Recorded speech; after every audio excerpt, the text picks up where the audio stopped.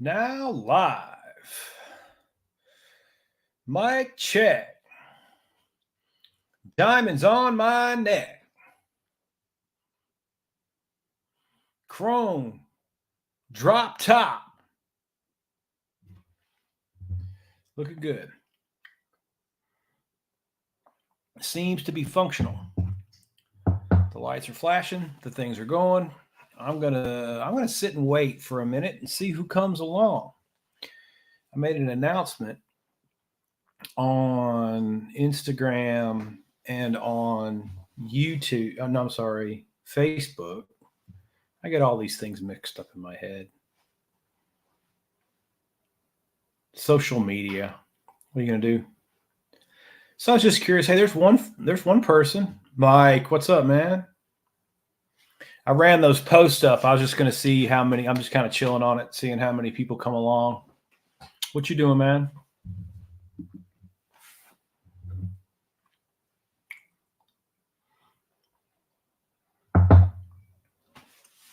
You know what stinks about Instagram is when you, well, I can see I'm tagging YouTube, so I can see why they probably, that's a competitor, I guess. But where's my phone? I left it something. Oh, there it is. Only like 200 people saw that post. I got 17,000 followers. That doesn't make any sense to me. Let's see how many people have seen it now. All right, insights. 313 people. What's up, Jay? Welcome aboard. Oh, we got a third person in there. Anyway, I'm just talking about the lack of exposure I get from meta posts. It's kind of ridiculous, man. How you have 17,000 people and like sometimes you'll post it like that. It gets like 300, 400, 500 views. And then sometimes it gets like 10,000. But even then, if it's 300 or 10,000, it's still only people who follow you. Like other people won't see it, you know? Oh, they weighing in? I'm not even watching, man. I've been working all day on my Amazon influencer. Keep us posted on that, Mike. I would certainly like to know. Hey, where's Ben at, man? Where's Milliken? Yeah, you got that right, Colorado, man. That's kind of crap. They charge for reach. You know, all right, so check this out. The other day, I get a post, or I get an alert from Facebook, right? And it says, congratulations, your reel or whatever, I guess it's a reel there too, has reached 500 people. You know, make another reel or pay us, and even more people will see it. You know, the funny thing is I uploaded the exact same short format video here on YouTube, and it had 325,000 views. So why would I pay Facebook? I don't get that.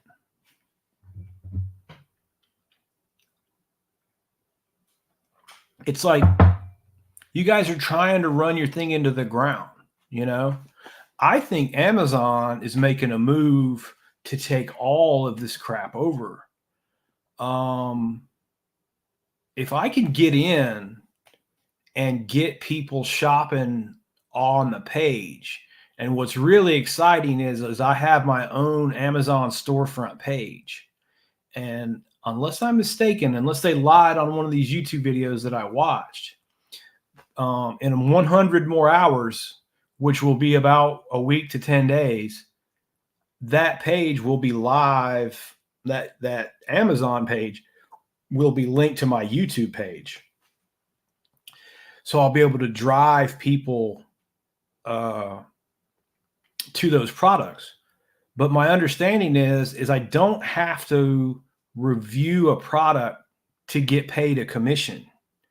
If people go in through that page to Amazon, I get commissions. That's my understanding about that right now.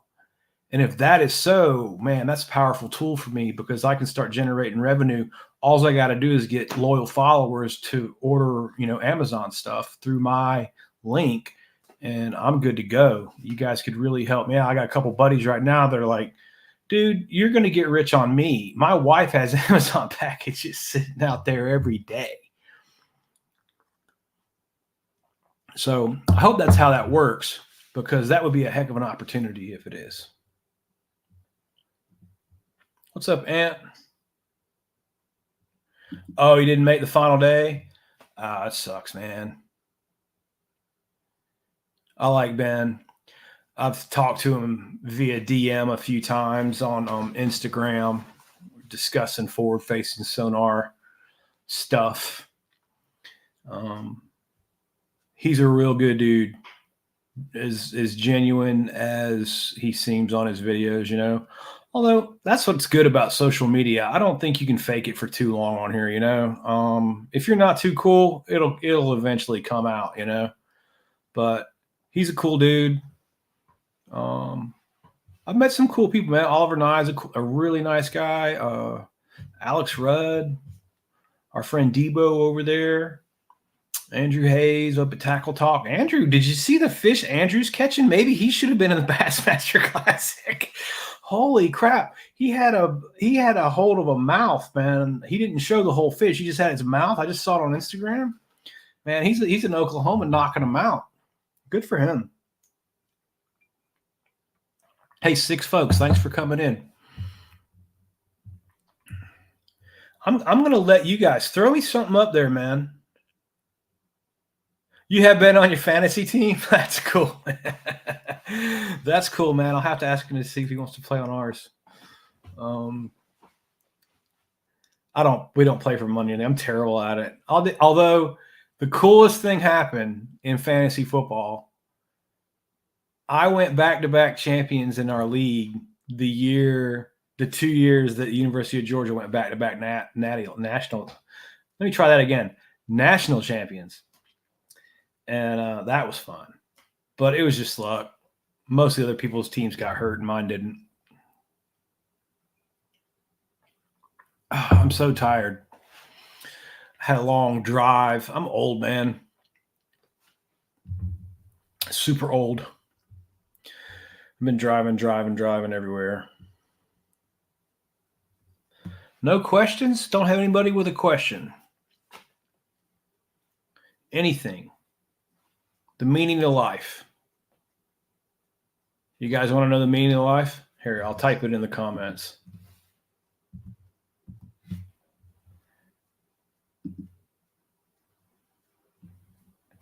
Who gets that?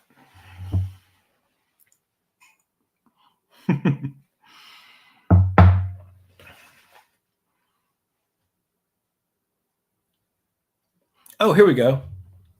Chris got one coming through. He says, if my friend were to add some tiger muskies to a 22-acre pond that you live on, how many acre would suffice to control the crappie? Ooh.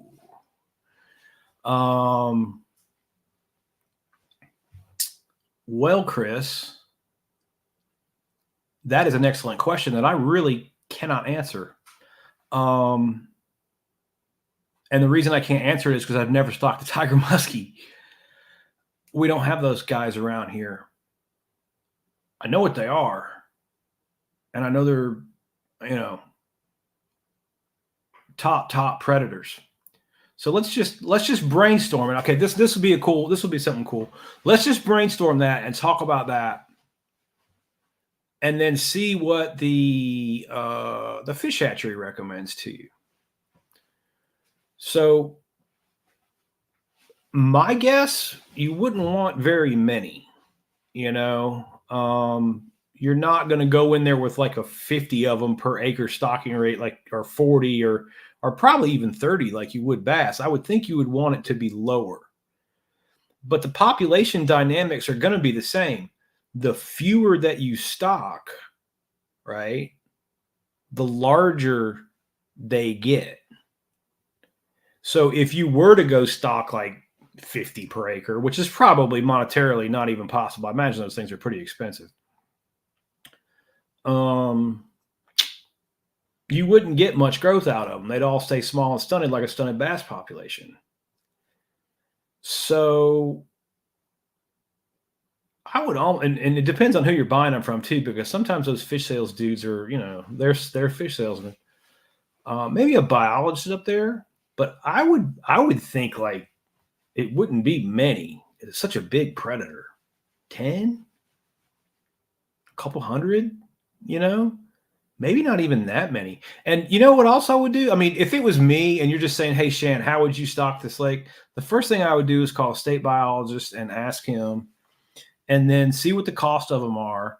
And then if you can't afford to stock that many, just leg them in, get you a budget going and just kind of, drop a few in. If you did one per acre, you'd stock 22, right?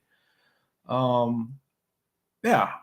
So the one thing I know is when you start getting under like 10 fish per acre, they get so hard to catch. And I would imagine that's probably why muskie are hard to catch, because to get a muskie to grow really big, you can't stock them at high densities. So that means there's way fewer. But that is a great question, Chris. I just honestly don't know. Hey, you know what? We do have this thing called Google, though. Let's just see if Google can come up with a, you know, maybe. Let's just see. How many tiger muskie should you stock per acre?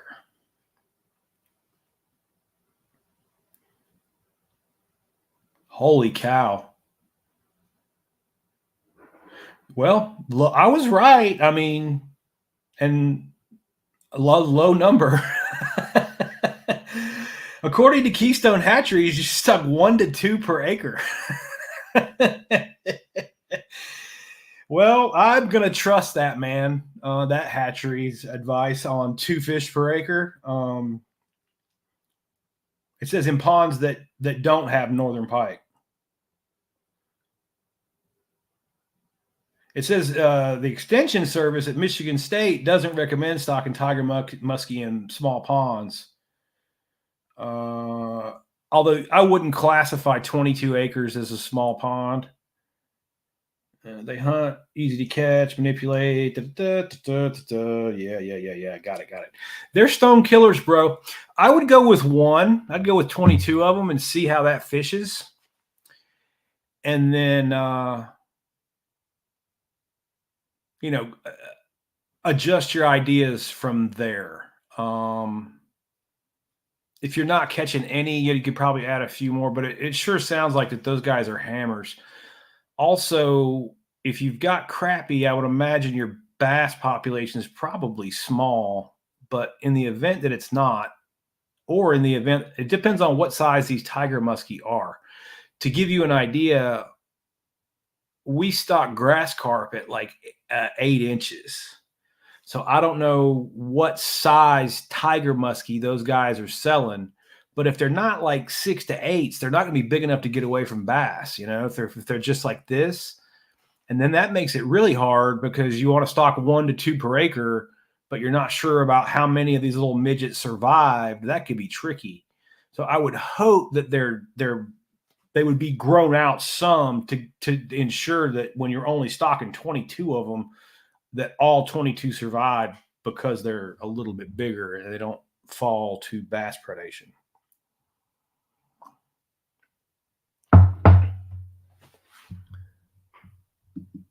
Okay, so Chris says he was thinking along those lines.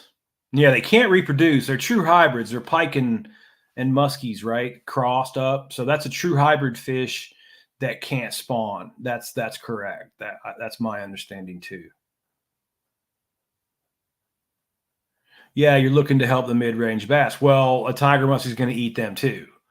So that's kind of where you're going to have problems. You can't control like what they're consuming on you.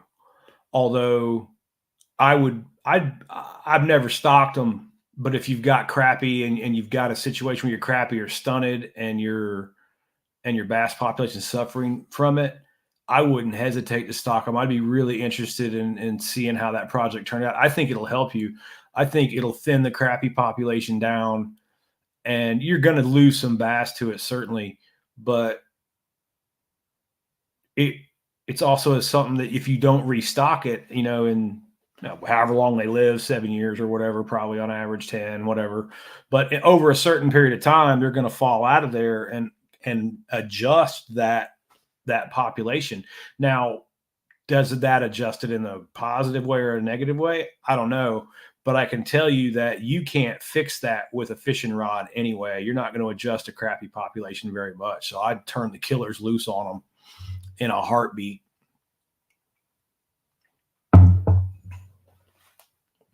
Oh, that's cool, man. In 22 acres, that was a question that I had on YouTube as well today. The guy was asking me um, about depth on the 2.5 acre pond and if it makes any difference the volume of water versus just a shallow pond versus a deep pond. Does one hold more fish than another? And the answer is no. The surface acreage is what matters, because in 2.5 acres of water, you're only going to get light penetration down to about maybe 7, 8 feet deep. So any water underneath that thermocline in ponds doesn't have oxygen in the summertime and just doesn't have any food, doesn't add to the system in any way.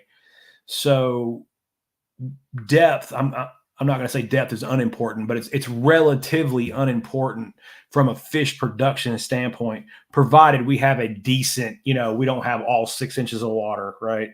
And actually, I've seen water depth work against ponds, small ponds that are really, really deep, like 40 feet deep, right? But it's still 2 acres. I've seen that. So what you've got, if let's just pretend the screen is that 40 feet of depth, right? Well, that 8 feet is like what, maybe about that much. In the summertime, only this water will have oxygen because of the thermocline. The thermocline will be set up, say, at the top of the mic, right? Right through there. So we would have a larger volume of water without oxygen under the thermocline than we do above the thermocline. That is a problem, because if you get a cold front in the summer when the water's hot and it puts a lot of cold rain and cold weather, or on these springs, if they heat, the weird seasons where it heats up a lot and then goes, but we've got all that. So anyway, you can cause a turnover in the summer that way if that top layer of water cools off enough, because the only thing that keeps these two layers separate is temperature. So if this cools off enough to mix with this, and this volume is smaller than this volume, all the DO drops out because the dissolved oxygen goes all the way and it just wipes the fish out on deep ponds like that. And that's called a turnover kill. And that's how it happens. Chris says he's got a lot of small bass under 2 pounds. He's got some 5 to 7s. Nice. That's good. Your crappie haven't killed you too bad then.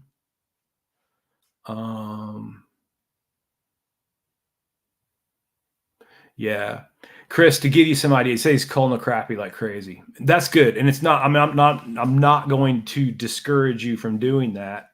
And I have seen guys make a difference. But the problem is, I've also seen probably more times than guys making a difference is let's put it another way. My friend Mickey, he has a pond that's like 8 acres, 9 acres, and he removed 3,000 crappie out of it in 2 years, and the fishing just got worse. Generally, you can't fix crappie problems with a fishing rod. So that's where I was leaning towards the tiger muskie. If you can put them in there and they'll survive, I'd turn hammers loose on those crappie.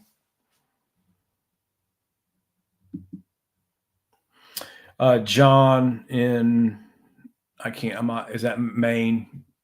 Yeah, I think that's Maine. My eyes are bad. It's illegal to stock a pond unless it's privately owned. What state is the guy in? Oh, I don't know. I mean, it's the same here. You can't stock lakes. You can't stock public water, and I'm certainly not telling anybody to move fish. As a matter of fact, never move fish anywhere. Don't bring fish back to your ponds. You're just transporting disease back there, parasites back there.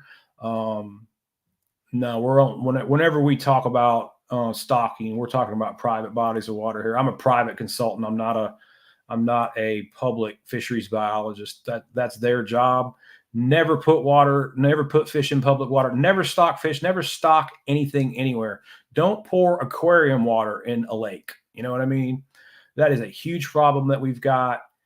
And no, do not transport fish. I am certainly not advocating for that.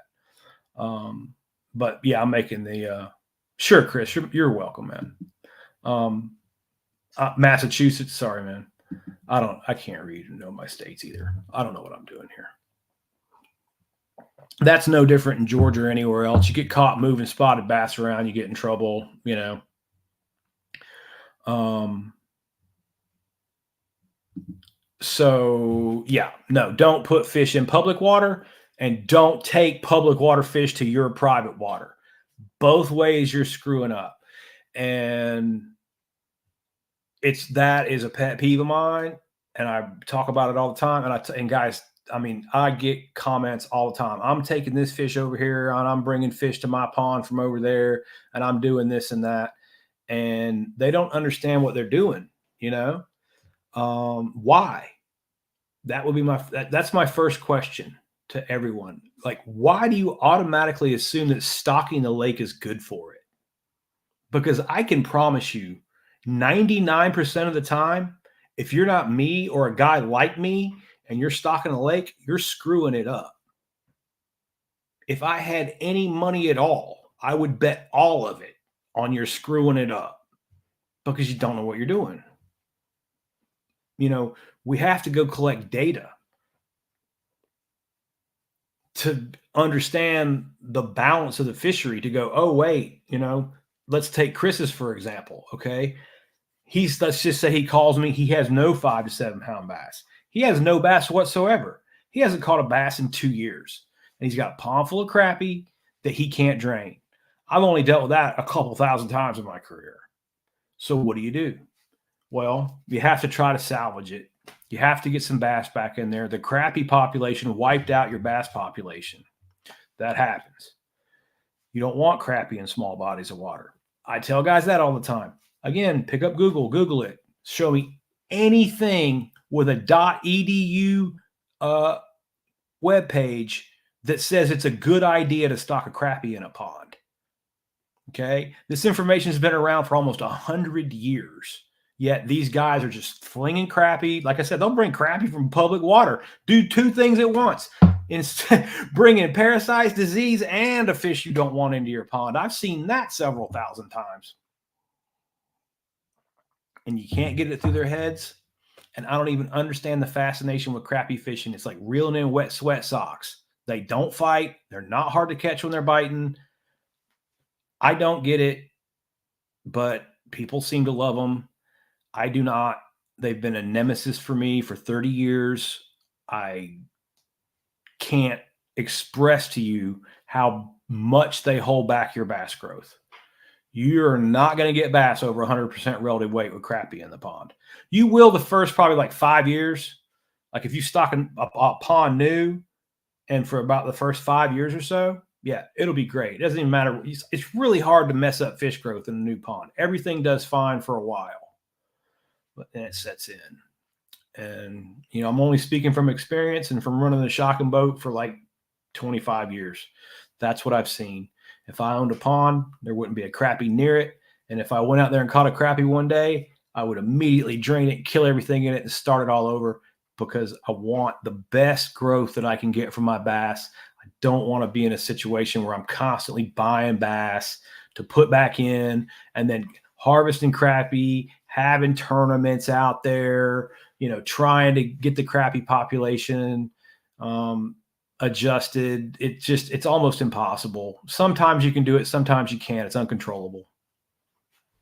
Yeah, John's in Massachusetts. MA.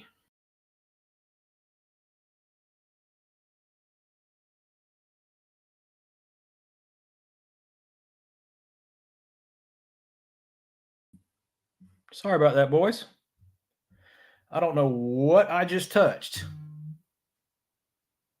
but I assume everybody's still there and I'm back. I have no idea what I just did there. I had to like just log right back in. Hmm.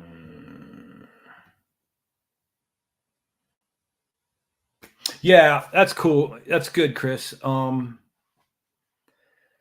It's hard to. Hey, John, what's going on, man?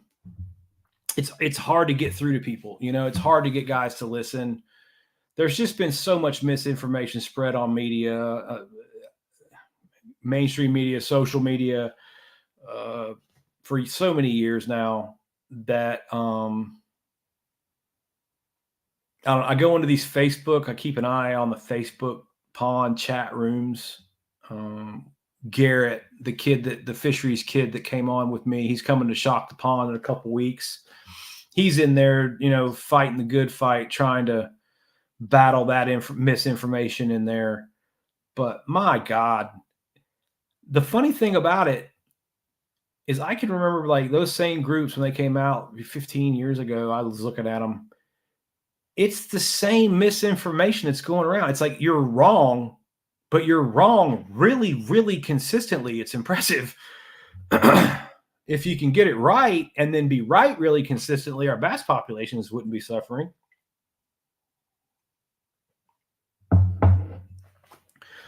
Oh, we got a Hammer wins. I don't know who Hammer is though, man. Who's Hammer? What's up, Rich? We're waiting on the. Let's Google it. Who's Hammer? Who won the Bassmaster Classic?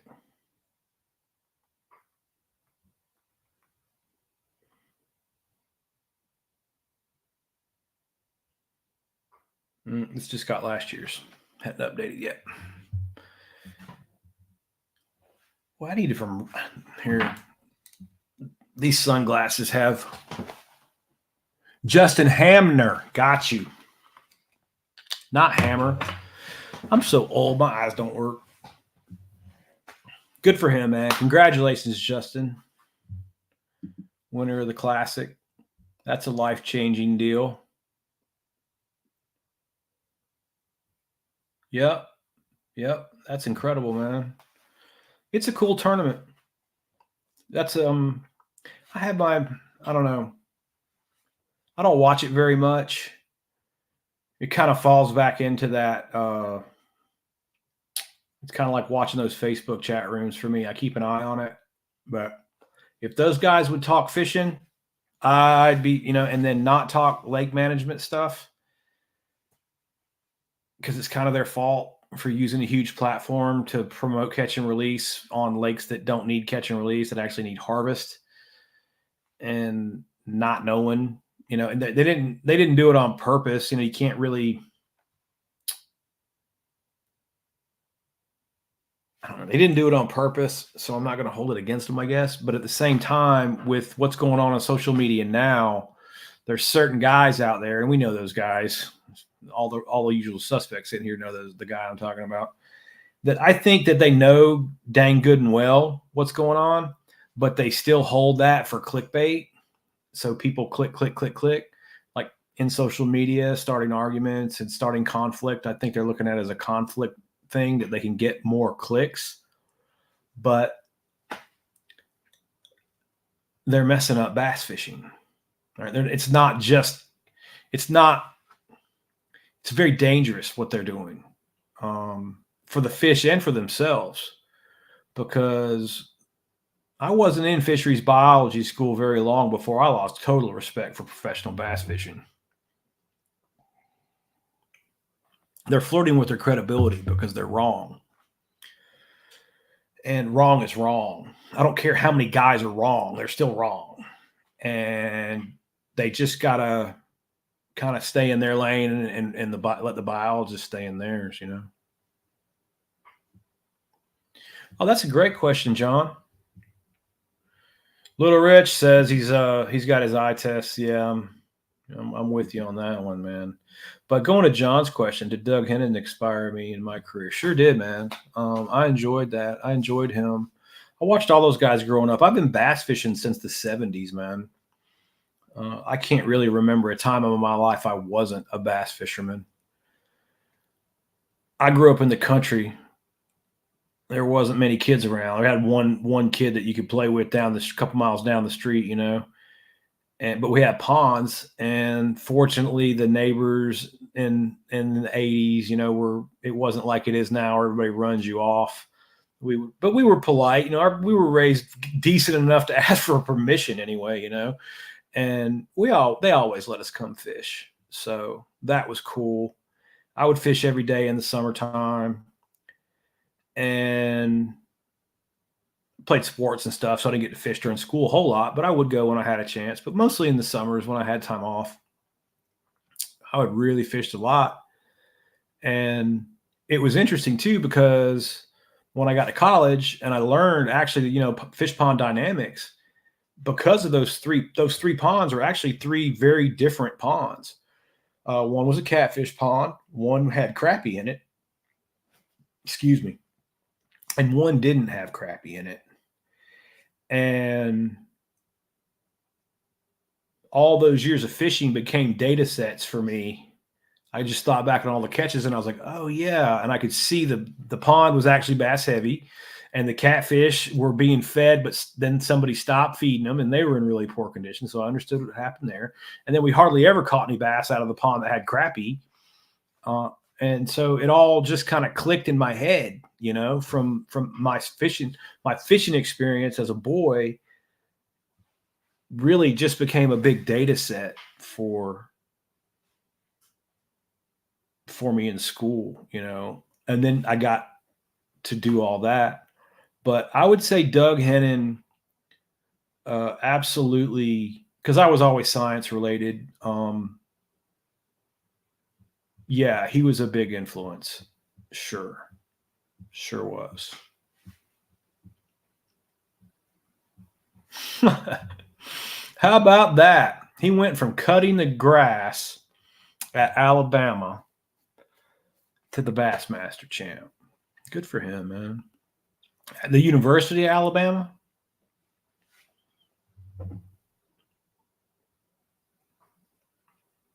That's actually a pretty good job working for the grounds crew at the school. I knew a couple guys that did that. It's hard to get fired from that job. As long as you show up and do your job, do your work. But yeah, that's awesome, man. Good for him. Good for him. Let me scroll it back up. University of Alabama. In all the years that I've hated Alabama, because I went to Georgia, I never went over there. Never. We don't play them. We didn't. I guess it's going to change now, but that was usually meet Alabama and get your butt kicked in the SEC championship the years that I was watching that. We didn't play Alabama very much, so I never got to go over there. But I did stop over there once, and man, that's a beautiful campus. That's just a lovely place there. Little Rich got one coming through. He says, what effect will the eclipse have on bass? Full moon and new moon are key fishing times. That's another good question, man. I can just tell you what Dr. Gilbert told me. And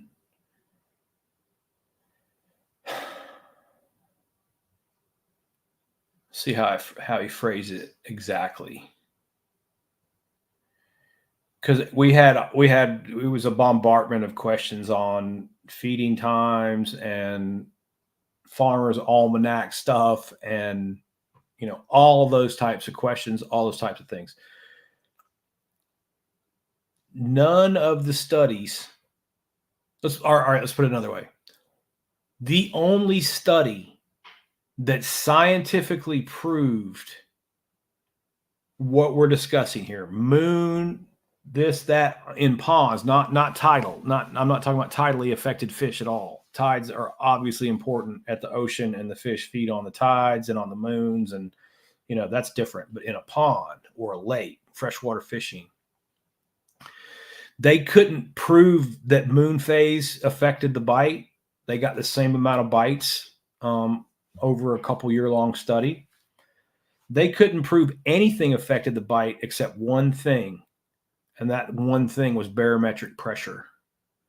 If the barometric pressure changed significantly during the day, and I can't remember, it wasn't even very much. Just if you had a falling barometer, that tended to produce the most bites, but they also had more bites than a day where the barometric pressure stayed stable, if it rose as well.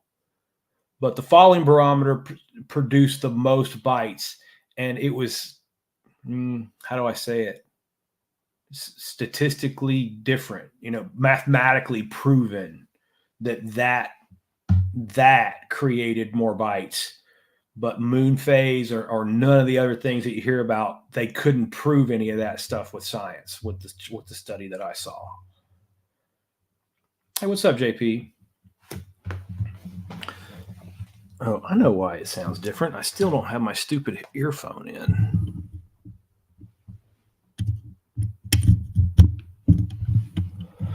Put the earphone in, make sure our audio is good. Yeah, that's better.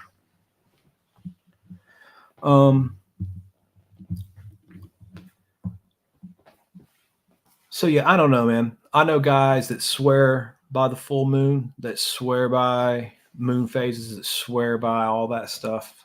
And that's where it's like perception bias.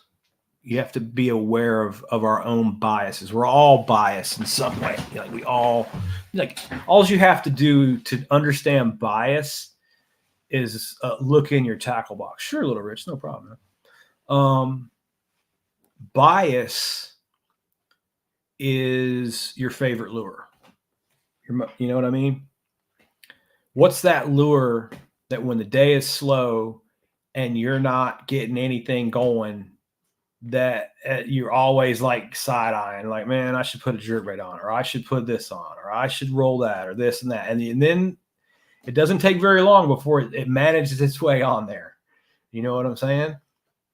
That's bias, because from your perception, you've caught the most fish on that lure. And everyone has it, but the important part to understand is just that.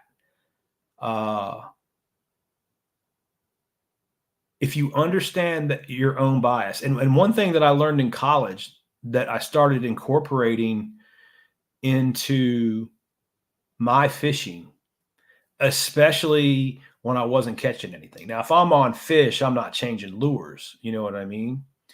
But when they do these studies, like the studies that I just mentioned, and lots of scientific studies on fishing, you'll see them fish for a certain period of time, right? So that's how they would say, all right, we've got 10 volunteers that are all going to go fishing for 8 hours on the full moon, right? It was a selected time period. That's how you mathematically, can calculate the effort. Like, we fished for 8 hours consistently, new moon, full moon, barometric pressure changes, whatever the case may be, whatever scientific thing we're trying. But we measured that, it's a measurable thing, right? That's how you make it statistical. That's how you make it measurable. The effort was this consistent. So then on those studies, they would have certain, like if this was the lake, where they'd have a station here, a station here, a station here, a station here, a station here, a station here, and say 10 stations, and everybody would rotate stations. And sometimes every station forced you to fish a different lure at that station. Now, not on that particular study. I'm kind of blending all the studies that I've worked on together to make a point. But the point is, When I don't know what I'm doing, I'm probably like 15, 20 minutes on one lure and then switching lures. 15, 20 minutes on that one, switching lures. 15, 20 minutes on that one, switching lures until I find something they're biting. Don't get married to it. Put it on a clock, you know, and that helps take away some of your bias, some of your, oh, I'm going to get the spinnerbait and throw it 56,000 times today, you know, and again, if I go through, say, 3 hours switching every 15 and 20 minutes and I can't find a bite, well, absolutely I'm going to my go-to, my confidence bait, and just praying for a strike. But that switching on the clock, you're not married to it for 2 hours. At 15 minutes, 15, 30, 45, 60, you're fishing 4 lures an hour. So in 2 hours, you fished 8 lures.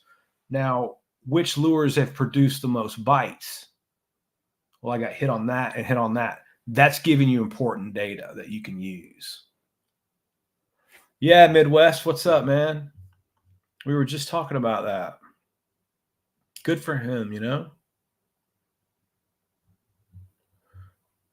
Let's see what JP's. Yep, well, exactly. That's the thing. Maybe it's just one of those things where it's like you see that moon phase, it's what's motivating you to go. And that moon phase is what's motivating you to stay a little bit longer. That extra hour after dark, or whatever it is. You know what I mean? Maybe that's the bias. I don't know. I'm just throwing it out there. But what the bias is isn't important. The fact that we understand it and account for it, that's what's important.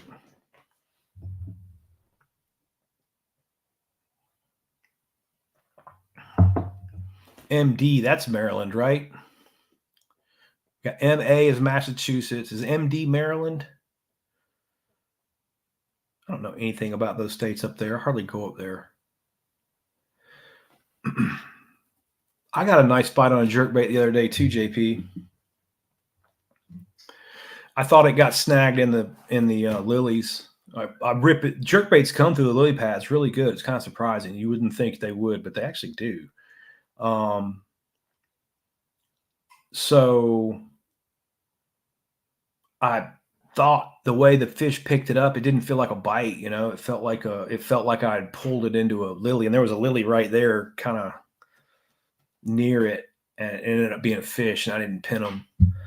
And it came out, and then I smack. It was right at the boat, and the fish followed it, And then as soon as I paused it, it didn't want it anymore. It was like a cat; it was chasing it, and then as soon as it stopped, he just swam away from it. But I had him hooked for a sec. It was a pretty nice one, maybe 4 or 5 pounder. But yeah, I was on some jerkbait fish too.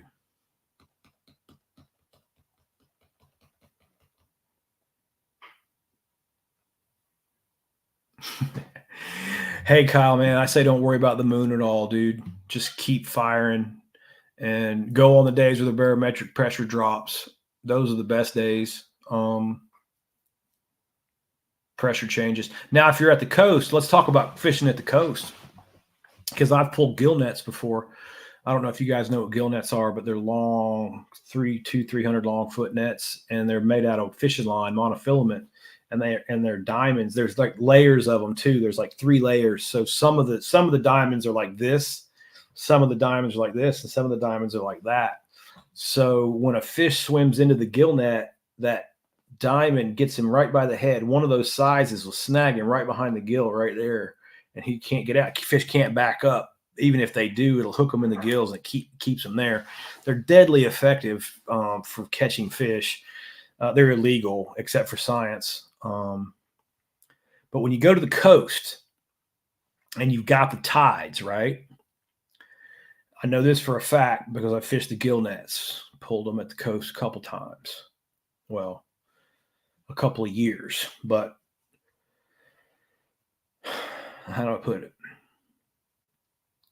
When the tide is dead high, all the bait fish, all the shrimp, all the critters are up in the grass, up in no man's land, in the shallow water, and the fish are behind them, right? And they're in places you can't get to, right? They're up there. But so let's say the tide is like at noon, right? High tide's at noon. So at high tide and like an hour before, because it's pretty much high an hour before, and an hour after, it's pretty much high then, right? That's dead. You don't want to be fishing then. They're in no man's land. But as that tide starts coming out and that water starts coming out and the current starts to flow and the bait fish and the shrimp and everything know, well, if unless we want to be, stuck in the in the mud, we've got to go with it. So as it comes back out, that time period, say from like 1 to like say 5, 4, 5, when that tide is moving and the stronger it moves, and that's when you want to be fishing. And then as you're getting closer to low tide at 6 o'clock, like at about 5 o'clock, go home, because from 5 to 7, it's dead low tide and it's probably going to be dead again. And I know that because you couldn't even catch fish in the gill nets on the slack tides. They're gone. Like, I don't know where they are, but they ain't getting, if they're not in the nets, man, they're not anywhere around us. But as soon as that tide started coming back in, we'd lay the nets back out. So our workday would go like this. We would put the nets out at that time. We would, when that 11 a.m., if we got a noon high, that 10:30, 11, we're putting nets out when we got there. And we're letting them fish that current till that 5 o'clock period. Then we're pulling them up and we're working the fish out of the nets and during the slack tide and putting them back out as the tide starts to move again, so they'll start catching fish again. So it gives you a break. You're fishing when it's moving and you're working the nets when it's not. And once I learned that, my fishing at the coast when I go into the beach just got way, way better. Look for the places where the water really channelizes too, around bridges and stuff where it's really moving. Just saying. Midwest. He said he had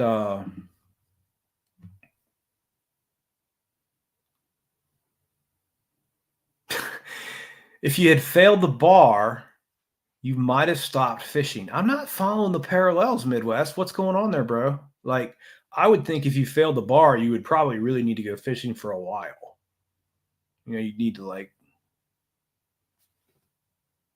get rid of that stress and take your mind off of that, and then take it again and pass. I think you're putting undue pressure on your fishing, man. Just saying. Yeah, Mike.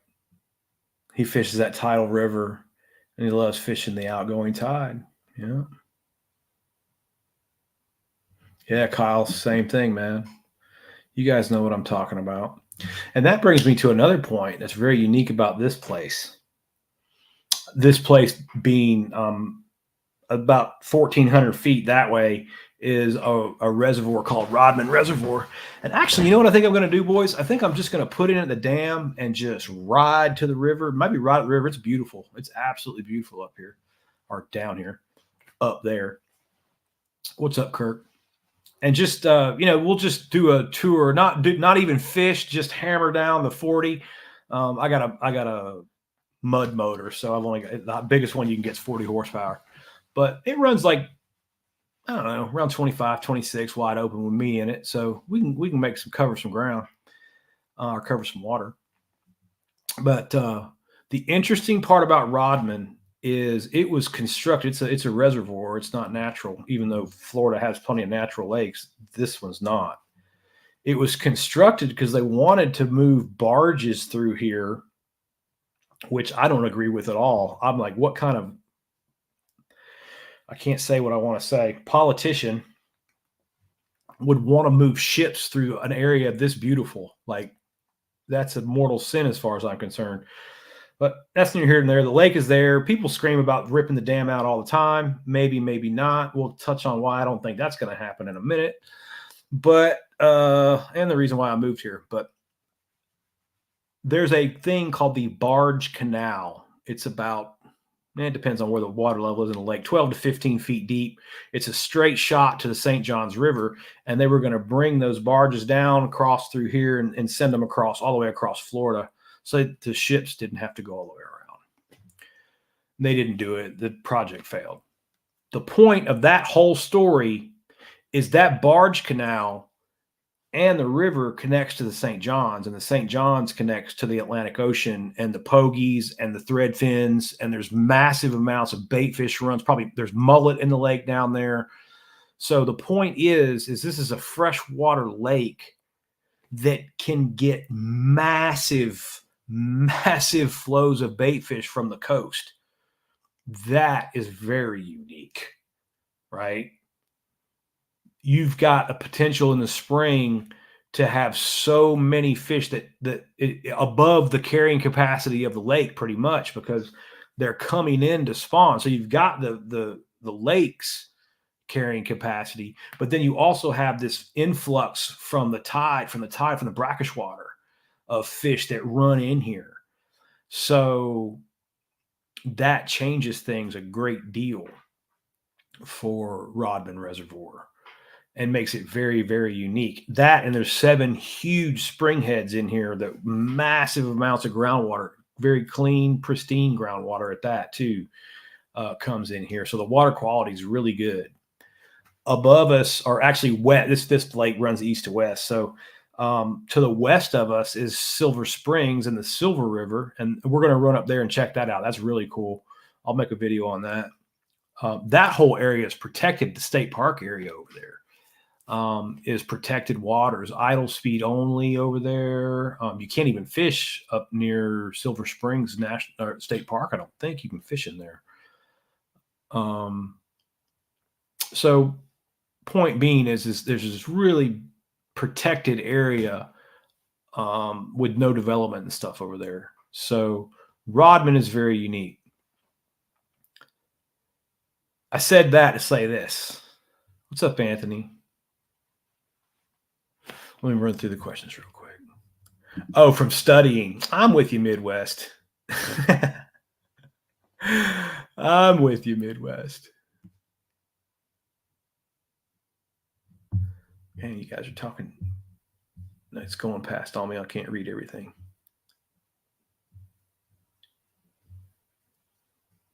Yeah, he's talking about the bar. Yeah, I get that, dude. I would be. You go to all that school, and then you got to pass one test, and if you don't pass it, the entire everything you did is ruined. Talk about pressure. Pressure. Yeah, Cape Cod gets the herring. The bluebacks come running in there. Probably alewife and all kind of crap.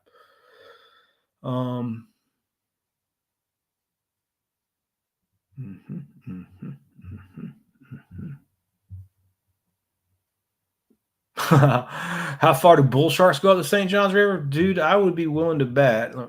That's a good question. I'd be willing to bet there's bull sharks in my backyard, and I don't put my hands in that water. Heck no. Those fish are going back like from an elevated position. I saw actually there. Did you see that? There was a reel on Instagram. There was a kid, or like a frat boy looking kid, and he caught a fish, he held it, he put it in the cooler, I think. He was with a guide in the Everglades, and he put his hands in the water and did like that and did the fish slime off. And the fishing guide went, "Don't do that."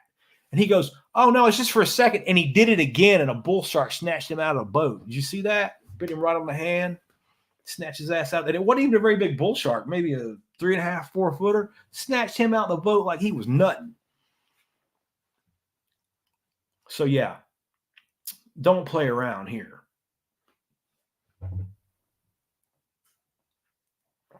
That's a bad idea.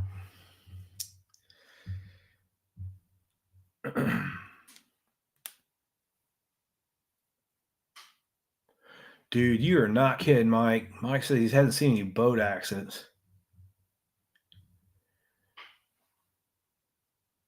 Yeah, bull sharks go up. Probably swim to Canada, man. You let them. Tough as nails. Yeah, I don't know, John. I haven't heard. I've heard a little bit about it, but I don't know. Hope maybe red tide. Get some red tide in the Gulf over there. Have something to do with that.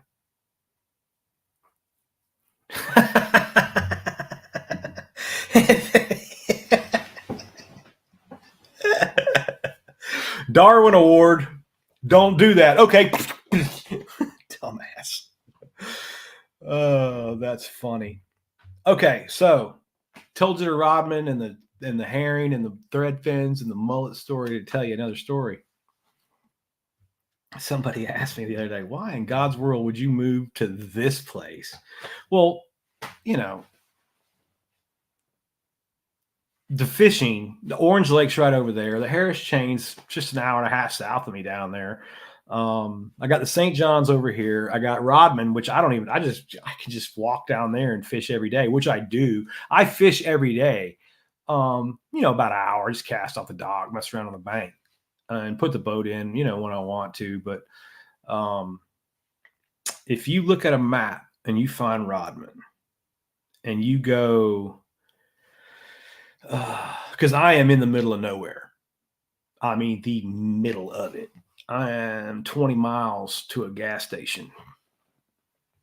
20 miles town, either direction, about 20 miles. I'm in the Ocala National Forest. And I've had a lot of people say, man, what in wide world of sports are you doing over here? Even my buddies from South Georgia. Like, you live in the country when your buddies from South Georgia come down here and go, dang, boy, you live in the woods. This is big woods here. But if you go to the dam at Rodman, where the Ocklawaha River restarts, technically, it comes through the lake and then goes out right there, not the barge canal, but the actual old river channel. And there's a bunch of them actually that kind of splits up and winds through there like a delta right at the St. John's. Well, if you find that spot on the map, there's an island. The St. John's River is coming up. It's south of Palatka, Florida, about that far on the map. And it turns like that and goes to Palatka. And in that turn, there's an island. It's kind of a triangle-shaped island. That's called Turkey Island.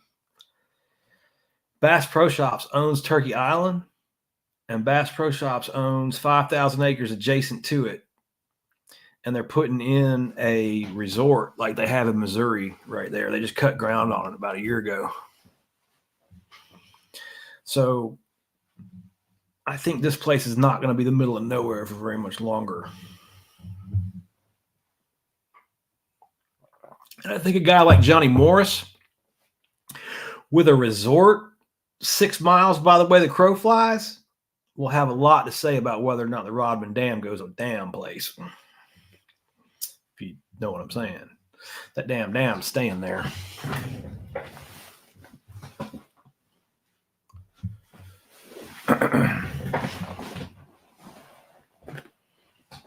Yeah, JP. That's a long way to go to get gas, isn't it?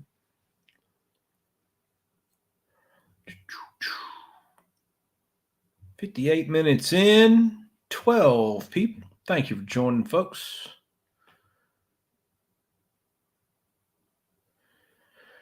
We are, let's see, about 112 hours, I think, from having monetization status. There's 2 rounds of monetization on YouTube. Thanks, man. The first, there's 2 ways you can do it. Your short format videos can get you there, but you've got to get like 3 million views in 90 days and you'll qualify. And I thought, well, I'll never do that. So I'll just start doing this, chip away at it. Now, doing this and your videos, not your short format videos, but the lives and the regular videos count towards monetization. And the first step is a 3,000 hours in 365 days of watch time on those two, on the lives or the videos, but not the short format. That doesn't count for this. And we're at like 2888 or something like that right now. So on 100 more hours, I hit the 3,000. Then at 4,000, that's full YouTube monetization where you're getting paid for the commercials on your videos and all that jazz. So that at the pace we're going, yeah, it's probably a couple months out to get fully monetized. But the cool part is that that Amazon influencer thing I just qualified for. I'll be able to put my Amazon store and attach it to this YouTube page. And then anything that goes through that store, I get a percentage of the sales. I'll have to do product reviews. Like here, I'll show you. I'm doing a product review on this guy right now. You guys ever seen this? This stuff's awesome. So this is what we're going to start doing more of because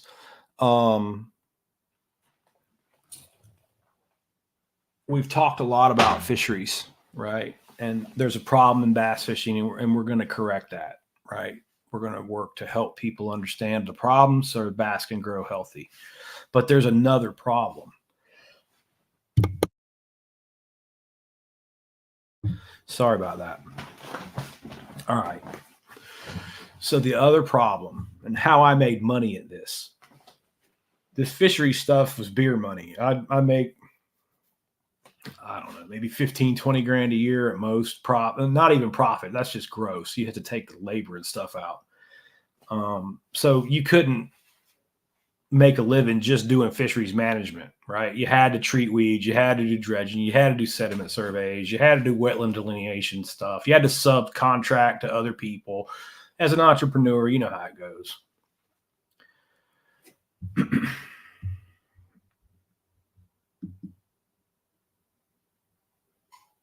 Oh, sorry, man. I thought that was a question. See, I am.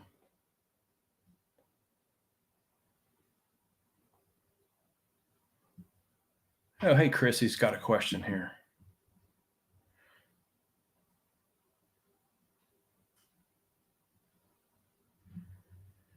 I don't understand the acronym BFS, Chrissy.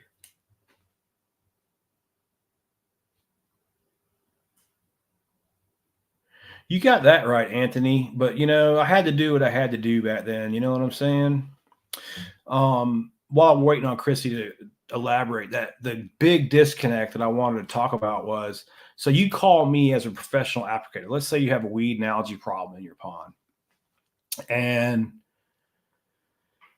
I come out and I say, okay, I can treat that, and I'm not going to kill your fish. It's all guaranteed. I've got insurance. I'm a pro, no problem. And I never killed anybody's fish. They teach us to do this stuff at school. A fisheries degree is a professional degree, like a pharmacist or a vet or a lawyer. So, we're pretty good at what we do when we get out of there. So I go treat your lake or pond, and I do fine, right? The EPA, the Georgia EPD, where I used to live, Georgia, they watched us very closely. They would come to your house. They would check the storage containers. They would make sure. And I'm not complaining. Actually wish they did a little better job, but you're monitoring a professional who, if over applies, is wasting his money. And I'm not saying you shouldn't monitor me. They should monitor all people like us, and make sure, and they check your books and make sure you've written all your notes. You had all these rules. That's fine. I'll do all those things. The problem that I had with it is all anybody who doesn't know what they're doing has to do is just go on Amazon and order the chemicals and spray them in the water themselves. And there's absolutely no control of that. There's no EPT. There's nobody. You can just wild out at your pond, So I understand, if you want to monitor me, that's great. That's fine, But good Lord, those people shouldn't be able to buy those chemicals and put them in our water, but they can. So that is where this Amazon thing is going to work out really great, because I can do these green clean, like this algicide. This stuff is peroxide based. You can't kill fish with this. The only thing that comes off of it is oxygen, and it's like a blender. You throw it on algae, it's actually not a poison that's poisoning the plant. It's physically destroying the cell wall, like crushing, like breaks it, and that's how it kills it. So it's a physical destruction of the plant, not a chemical one, and it has no toxic byproduct like copper, right? And I think that's really important information for people to have that they don't have. So I'm going to be doing product reviews, and we're going to be talking about herbicide applications and how to do this safely so you're not killing the fish and poisoning the environment. And I can't believe there's not more regulation on that. But I'm going to do whatever it takes to help, because again, that ranks right next to bass population problems with me and what's going on in pond management, lake management right now. We don't need a bunch of jackleg idiots blowing copper sulfate everywhere, right? I just don't need it in our water at all.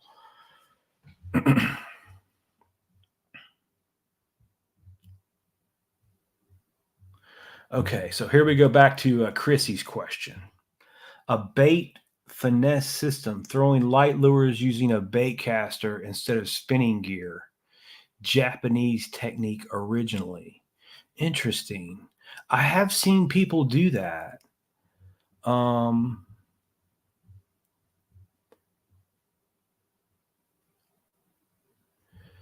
Is it all hype? No, no, no. I wouldn't think so. I'm not that familiar with it though. I'm gonna have to look that one up. Thank you for that. I'm not familiar with exactly why would a bait caster. I mean, other than the fact that our bait casters are way better than they used to be. I used to have an old Garcia 5500. That thing backlashed if you looked at it. But that's how I learned to cast a bait caster. Now they hardly, if you set them up right, you have to try hard to backlash them. But I wonder why the bait caster for the light bait. What does the bait caster? What advantage do you have? Like for me, a bait caster versus spinning tackle is like a lure presentation deal more than it is. You know, like you said, you're presenting a smaller lure, so it's easier to cast on a spinning rod. If I was skipping, I like to skip with a spinning rod. I'm much better. I mean, and those guys, I've seen guys skip with bait casters too, but I don't know. I just learned doing it with a spinning tackle. So I kind of go to that when I'm skipping under docks and stuff. But certainly you could skip. But I'm just trying to think of an advantage. If I'm skipping docks with spinning tackle, and dude is skipping docks with a bait caster, what advantage does he have? I don't see a difference really.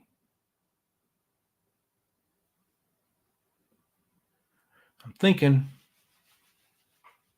Anybody got any ideas? Let me go back and see if I missed anything. A bait finesse system. Let's look it up. Let's Google it real quick. When in doubt, Google it. Let's put advantages.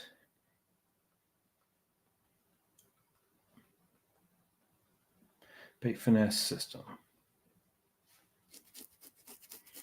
What's AI say?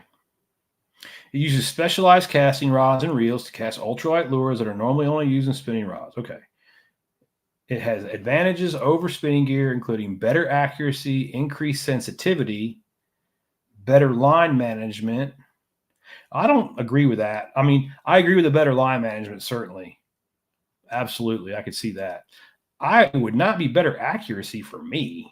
I don't know that it would be increased sensitivity. What more distance with larger lines? Now that does make sense.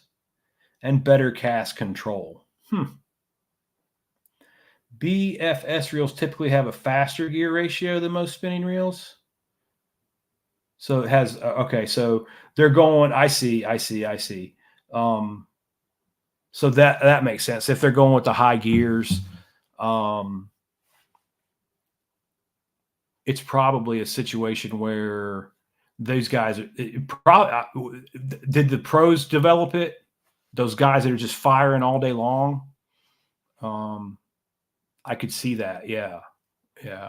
No, Chrissy, based on that, I wouldn't say that's hype, but I'd say you better be a gangster with a bait caster. You know, it's going to take a lot of practice to get it good at something like that. But I could see a slight advantage in the gear ratio thing.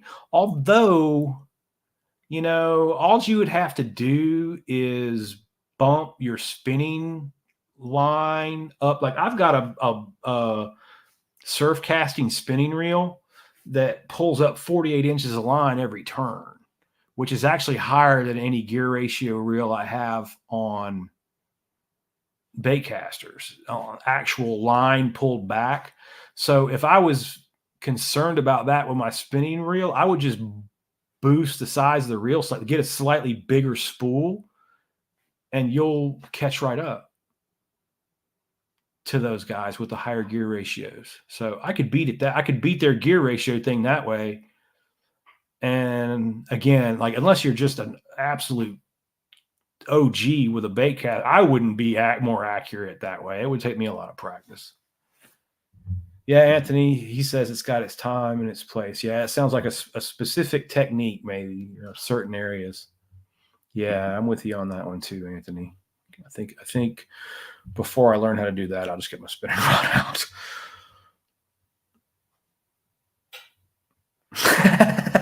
People that can't fly fish. Hey, my fly rod is on Amazon, so I get to do an Amazon review, provided they let me on. I have one. I have to pass I have one more thing to pass to be an Amazon influencer. Hopefully, I'll get through that. This will be your first season trying it. That's cool. Keep us posted on how that goes. Definitely.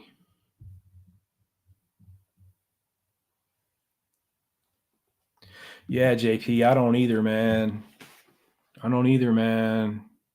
It's like, what's the point in sending me to school and dragging me through all that crap if, you know, Joe Bob and Ricky and them can go down there and buy it and do the same thing? And that's what I'm saying, man. I'm looking at these dudes on Facebook and they're like, what is it time for copper sulfate? And it's like, here, I'll break it down for you guys, right? So copper sulfate, CuSO4, don't use it. Read the label, like every single, if you have a chemical jug here, here's an actual chemical jug. Never mind. We don't have to use our Gilmore Girls cup because we have an actual chemical jug right here. Not that I can read the dadgum thing. Hold on one moment. All right. Sodium carbonate pentahydrate. The label, right? It tells you what's in it right there. You can Google that and look it up. But sodium, blah, blah, blah, blah, blah, blah, blah, whatever that was, that's not copper. Okay? Copper is an element. Copper doesn't break down. One atom of copper is an atom of copper. It doesn't go anywhere. That stuff goes away. Right? So, CuSO4, copper sulfate, 99% copper. Hot dose, right? Like, doesn't get much hotter than that. And you're taking that and you're throwing it in to your water. Okay, so what happens? Actually, if you're using the crystals, what they generally do is mix it up into a liquid in a bucket and then just douse it in there. So you've got this plume of highly toxic copper blob basically floating around. Anything gets trapped in it gets killed. Most of the time, the fish just bug out and don't get killed by it. You can trap them, though. If you trap them in an area, say like you're treating a cove and the wind's blowing into the cove and you shoot a bucket of copper sulfate in and the wind blows it in, you just torch everything in that cove. Killed it. The other problem I have with copper sulfate and it being copper is, since it's an element and it doesn't break down, it goes into the substrate, and it's down in the substrate in the detritus where our aquatic insects live. 50% of our bluegill diet is aquatic insects. I don't want my insects walking around in heavy metals. Okay. So for those reasons, you don't want to use excessive amounts of copper in your pond. But copper is a very cheap and effective algicide. That stuff in that bucket is not cheap. Okay. So if you got a koi pond or a small pond, a few $100 of that's not going to kill you. If you've got a big pond, you're probably not going in that direction, because that's going to get up into checks with commas, when you could spend money on what's called chelated copper. CHELATED. Chelated. A chelated copper product, which I used to have in here, but I don't right now, is probably going to be between 7% copper and maybe 24% copper, somewhere in there. Cutrine Plus is the one that I normally used, but there's a bunch of different brand names. You just look at the label, and it's a liquid. It's a dark blue liquid. And what does chelated mean? Well, chelated means the copper molecule is coated. So if we think about it like an M&M, right? A coated M&M. Now, think about a bag of M&Ms, right? And some of them have no coating. Some of them have half the coating of an M&M. Some of them have a regular coating of an M&M. And some of them have a coating twice as thick as an M&M. But they're liquid because they're tiny. It's a tiny, right? But that's the idea. So when you spray chelated down, some of that copper is available immediately, but the coated stuff doesn't become available till tomorrow. And then the double coated stuff doesn't become available till the next day. And the triple coated stuff doesn't come available till the next day, or maybe 2 days, right? So what you'll get is, with chelated copper, 7%, not 99%. And that 99% stuff goes away in 24 hours. The 7% stuff stays for a week, helping you out. And generally, it just takes a couple chelated treatments to really manage a filamentous algae problem. So I've gone from 99% to 7%, and I've gone from having to throw it out every week to having to put it in twice a year. And this is what I'm talking about. Incredibly good at what I do, right? And I want that to go to the guys who are doing it, because I'm not doing it anymore. You ain't got enough money for me to spray your ponds anymore. I ain't doing that anymore. This is what I do now. And if I can't do this, then I'll quit and go get a job. But I want that information out there.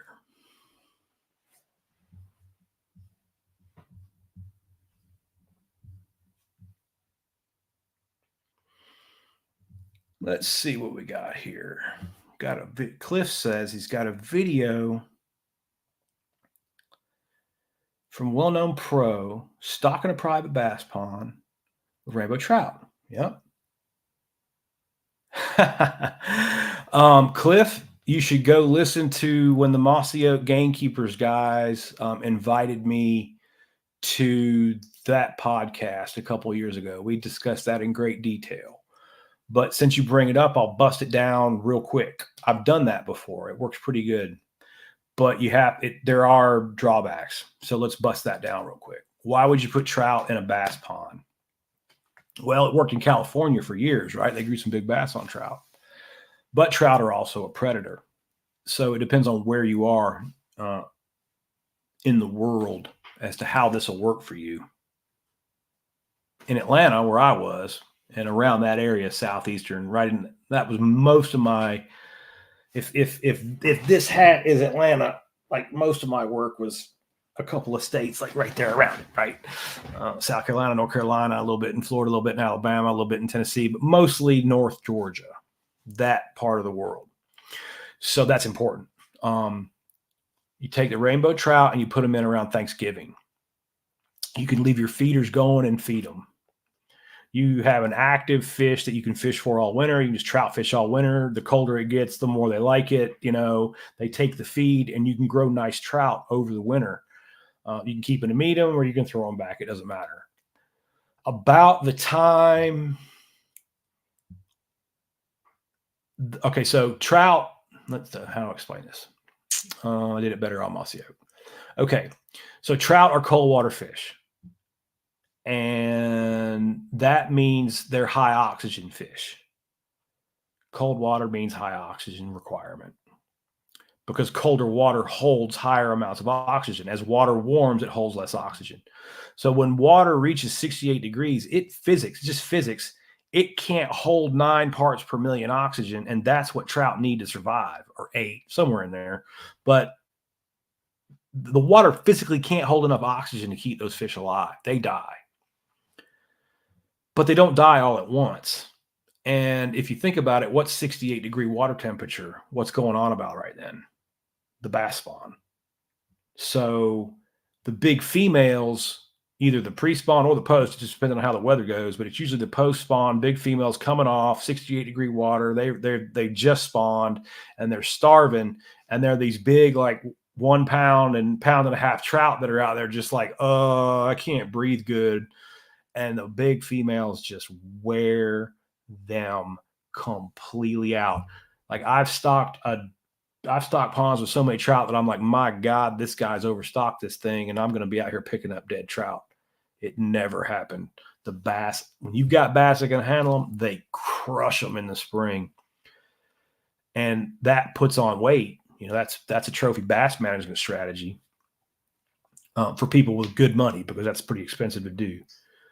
But the drawback, if you've got threadfin shad in your pond or lake and you do that, see, that's the threadfin shad are the opposite. They're a warm water shad. So as it gets colder, the trout fire up and the shad are balling up and rolling to the bottom and trying to find the warmest water possible.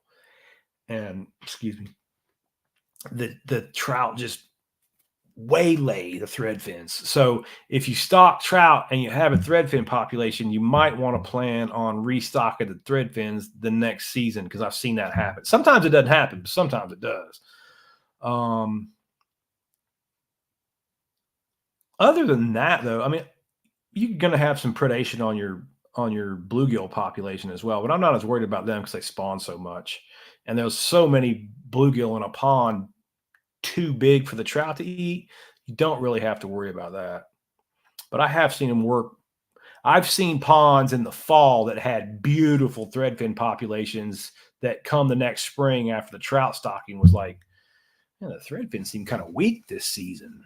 They were still there, but they weren't as strong.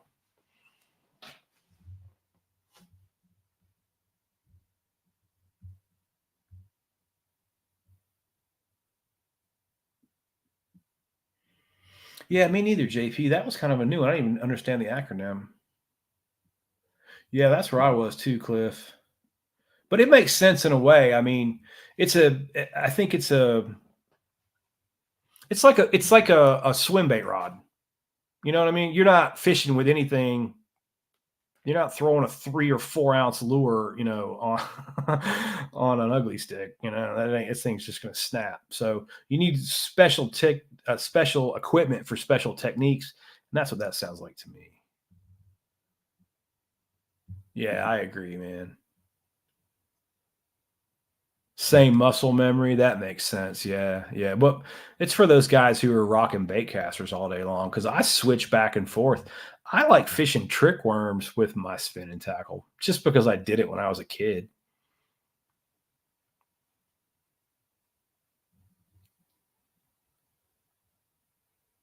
Yeah, that's right, Anthony. The spool size matters.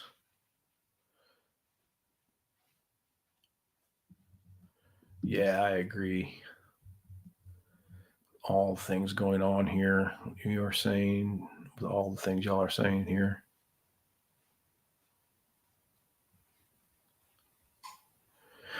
Yeah, I'm not going to say all freshwater JP because I've done a lot of water testing and private ponds. Now you're talking about the Potomac River. How many industries were on that river and for how long? 100 years? Yeah, if you're on a river that's had you know, chemical discharge from a time that there was no EPA, yeah, you've got a dirty place. But down where I'm at and on our ponds and stuff, man, I would rather eat a fish out of a Georgia pond than buy one from the grocery store, right?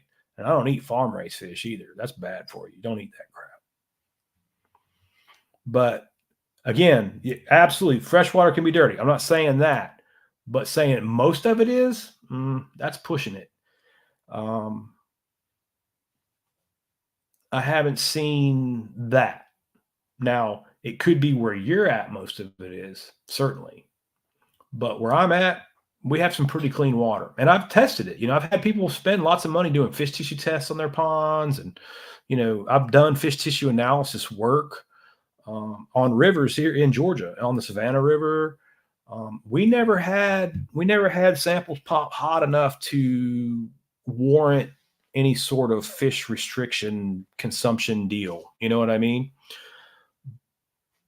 Doesn't mean it couldn't change, but I would say compared to the 70s, our fresh water is way cleaner. The problem with most of the contamination that I dealt with early in my career on those Superfund sites and stuff, you'd be dealing with stuff that didn't go away, like PCBs, 1,000-year half-life type problems. That is a nightmare. But a lot of well, the EPA, just a lot of regulation on industry, and there needs to be more of it, in my opinion. But um, there needs to be agriculture is really the right now to me is a bigger problem than um, industry. You see a lot of I saw like cows walking into streams, breaking down stream barriers, causing sediment in streams. Like the sugar people in South Florida creating all the phosphorus loading issues in Lake Okeechobee. The list goes on because the rules for farmers are not very strict and not enforced either, even when they are have rules. So I would say that agriculture. I did this project for a couple of years. I helped a guy get a PhD sampling 36 streams twice a year in the Southern Appalachians. And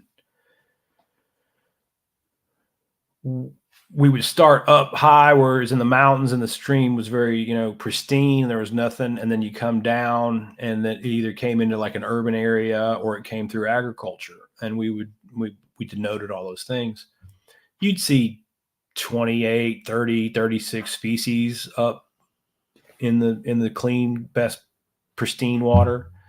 You come down into urban area where there's trash, there's runoff from the streets, right? It looks like terrible. Um, but there's still like in the same stream, there's still like 24 species, right? I mean, there was 32 or 35 or whatever, but down a little further, yeah, it looked bad, but there's still the diversity was there. The fish were healthy; they didn't look too bad. Um, you go to agriculture though, you come down from that 30, you can go from 30 species up top, and you come down into a cow pasture, you have 6 species of cyprinid minnows. That's it. Because when you cover the rocks on the bottom of the stream with dirt, you're covering the base of the food chain. It's different than a pond. The rocks and the substrate is where the algae grows in the stream. And the insects scrape the rocks, and then some insects feed their whole entire food web of insects in those rocks. So when those rocks get covered in sediment, kill a stream.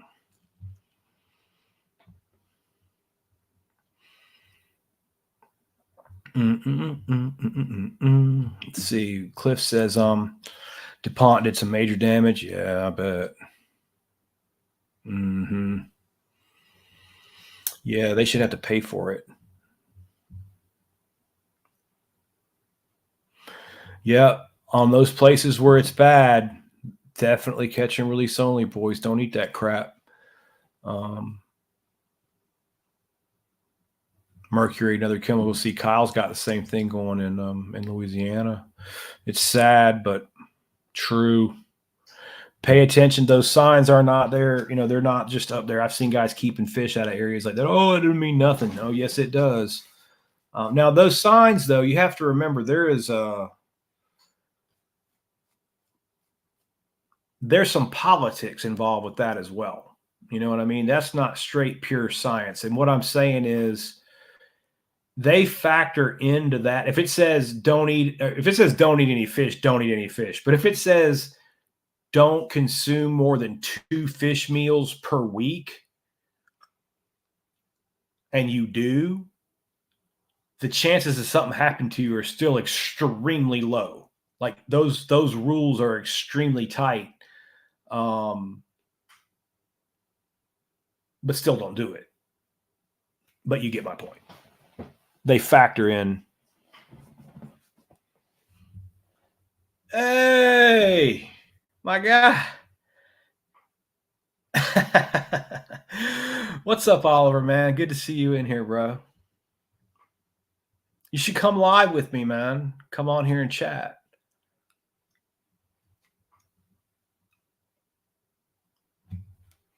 Hey, just Frank.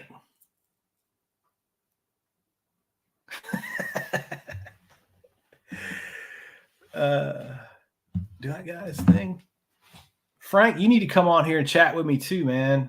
You can be the comic relief. And tell Wham Bates I'm gonna have him. Awesome. Awesome. Awesome.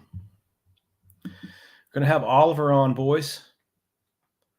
What's been going on, Oliver? It looks like you've been catching some fish, man. I've been following you online and knocking them out. Dude, did you see Oliver the rattlesnake that was by his boat? Did you guys see that post? That was amazing. I was like you, man. I was like, how is that snake floating that high in the water? Like, I didn't know they could do that. That was wild. And what kind of snake was that? Like a sidewinder or like a Western Diamondback? I wasn't sure. I didn't get a good look at it. Plus, it doesn't matter if I look at it or not. I can't see crap anyway anymore. But it looked like a rattlesnake to me, but it's not an Eastern for certain. I wouldn't think. Maybe a Western Diamondback. I don't know my snakes out there. I didn't go to school there. Southern California.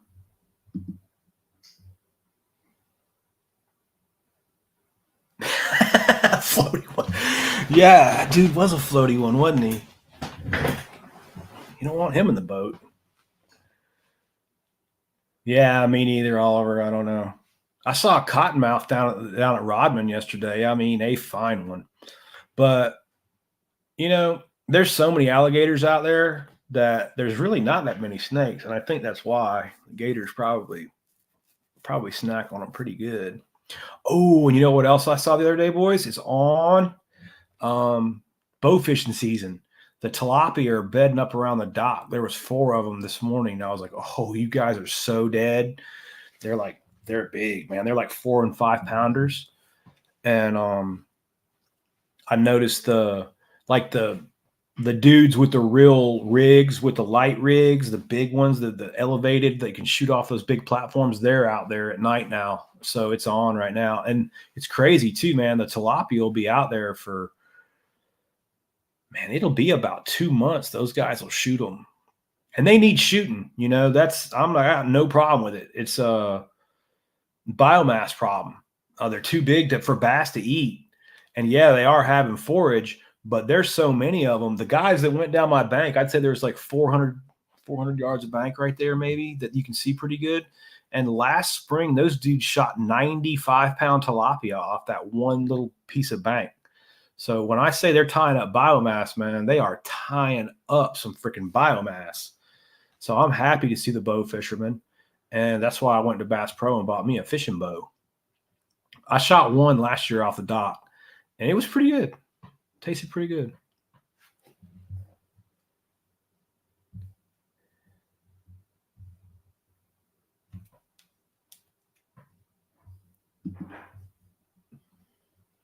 Frank says he saw the video and saw snakes.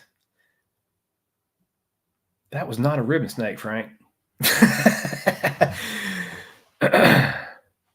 I saw a garter. And I mean, I had to Google it, you know. I was riding the quad. My buddies came down and they're turkey hunters. They want to get an Osceola. So we went last weekend and I just drove. They burned off about 4,000 acres over there. So I put those boys down there in that burn. And this turkey were all in there eating that new growth. So they shot a couple. My buddy let his Jake walk, but the other two boys, one of them got a Jake and the other one got a 2-year-old, I think. But they were real stoked because the Osceolas are hard to kill. They're hard to call. They don't gobble much. This unique kind of a turkey. But I saw this snake and I didn't know what it was. It was yellow with black stripes. And it was huge, like huge. And I looked it up and I'm pretty sure it's a garter snake, which I didn't know they got that big. I mean, garter snakes at my house are like that. Not down here in Jumanji land. The other day I pulled out, y'all, going 20 miles down. I saw 2 bears, a mom and a cub, 4 deer just past her, a snake in the road, not sure what kind, didn't hit it. A bald eagle flew over, crows chasing it. And I'm like, what in the world? You know, it's like a zoo. You know, in 2 miles, I've seen all this wildlife. And I'm driving. I'm at this point now because of the deer. I'm driving slow because, you know, I've already hit one and smashed the front of the truck in. So I'm going not fast, maybe 25 or something like that. I don't know. I'm not sure, but I'm not going very fast. Just easing through the woods just to get out to where I can see again. And I see over here, you know, like something running next to the truck. So I look. It's a freaking peacock, just trucking it down the ditch, following the truck for like, I don't know, 1/4 mile, just running right next to me, like he wants to get in with me. And I'm just like, you just don't know what's gonna happen in Florida. You don't. No idea. I didn't know peacocks could run that fast, and they have really long tails. That fan thing they pick up, that thing sticks way out behind them when they fold it down.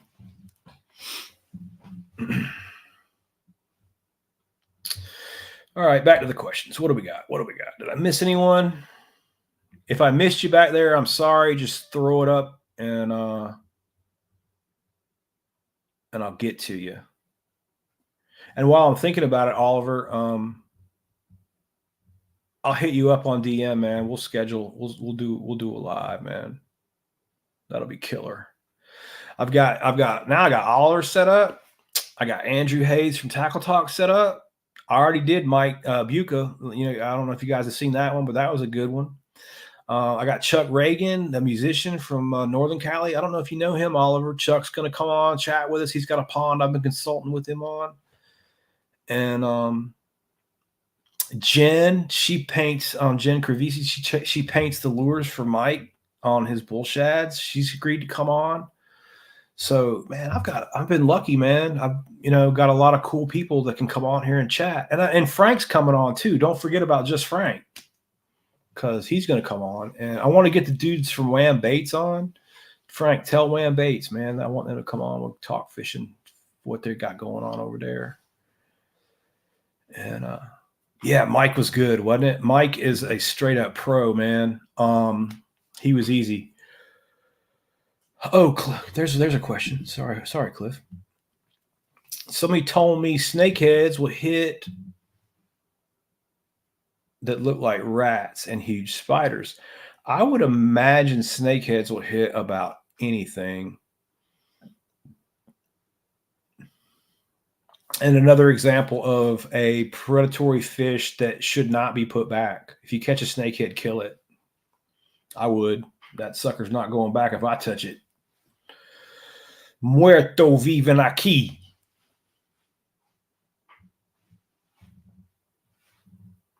Right on, man. Hey, what was up with Randy, man? Is he cool? He didn't have any health issues or anything, I hope.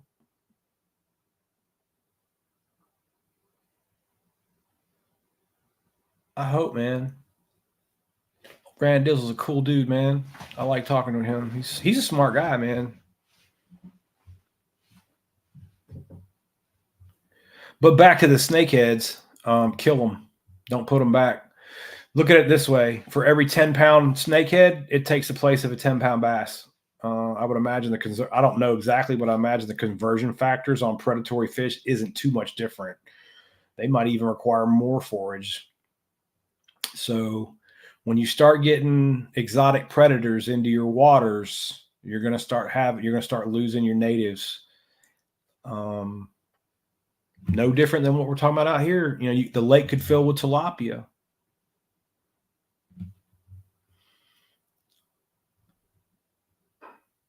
Yes.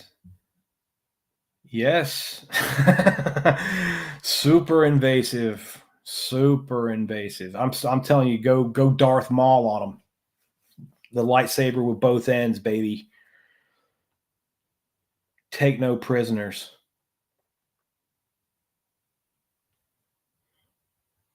He's busy. Oh, good, good. I'm glad he wasn't sick or something, man. I was worried about him. I like him. He's a good kid. Well, good man. I call him a kid. He's probably 35 or 40. It's a kid to me, though.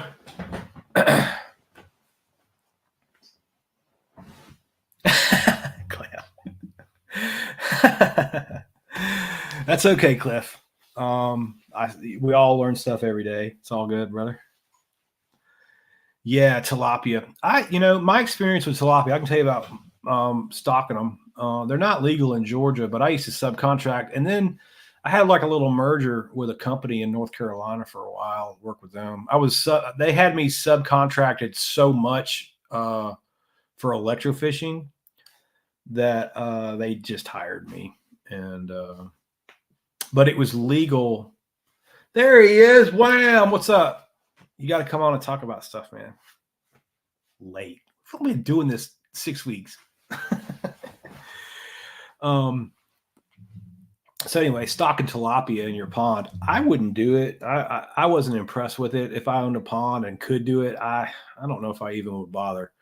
Here was what my experience was. They're illegal to stock in Georgia, so I don't have much experience stocking them there. They were not illegal to stock in North Carolina. And the reason is because in North Carolina, they will die. In South Georgia, they will not. So they don't want the same situation that's going on down here going on in South Georgia, hence the law. But in North Carolina, they can't survive the winter. So they're sold for algae control, and then the rest of that spiel is bass forage, I guess. They spawn a lot, they guard their babies in their mouth, and it's whatever. So they were about this big, and they were like $5 a fish back then, maybe 6. So I don't know. You guys are pretty familiar. Back then, people really didn't realize what they were doing, but I don't have one here, but just go get any medium, small to medium sized swim bait now, and it was the size of those tilapia. So basically, two things happen. We would take them to like a stormwater retention pond and put them in there for algae control, or where there was no fish or just sunfish, and they would wild out. That thing would be full of tilapia in no time, just like you would expect. They spawn, they do just everything they said. But the thing about it was there was no bass in there. The other thing that happened at $5 a pop is you pour them into the bat with bass in there, and you just sit there watching bass taking down $5 snacks like it's going out of style. Boom, boom, boom, boom. Wow, that was 20. Boom, boom, boom, boom. Wow, that was 40. and it was just they're just crushing them, and they're like white and pink. It's the only thing that it did when you stocked them in the bass ponds was crank the white spinnerbait bite up for about a month and a half, and cost you about 3 stacks to do it. So I was not impressed with stocking tilapia in with largemouth bass. That doesn't mean you can't do it. That doesn't mean you couldn't get some bigger fish and do it. You know, another problem I had with it was as soon as the fall came, they died. And then everybody, even though we told them in the spring, look, they're warm water fish, they're going to die when it gets cold. We'll be back, we'll pick them up. And in the ponds where they died, like the stormwater retention pond that didn't have any bass, dude, it was a nightmare. You were out there for days picking up dead tilapia. They were everywhere, a stinking mess. I mean, and did anybody get paid for that? Oh no. And then everybody has a panic attack because they automatically assume there's contamination in the water and the fish have been poisoned. And it's like, no, no, no, no. Remember, it's in the contract. We told you, look, you initialed right here. They're warm water fish, and you initialed. You knew they were going to die. You literally had to do that. And then, so they did good in the stormwater retention pond and they died in the winter, right? But then you go down the street to where you stock them with the bass, and there's no dead tilapia. So the bass ate all of them. And for that reason alone, I would never stock one because I don't want, like, even if they did establish, I don't want half my forage base dying in the fall. I'll just keep bluegill on a feeder in there. Wham Baits, everybody. Go check them out.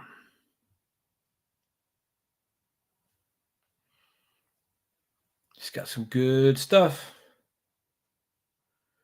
12 folks tonight. Hey, thanks for hanging. Oh, it's jumping around. Let me make sure I'm not missing anything.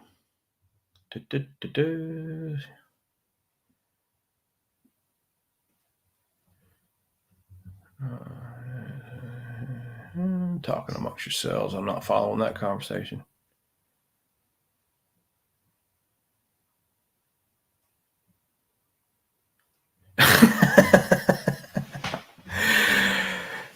Frank, you should start charging, man.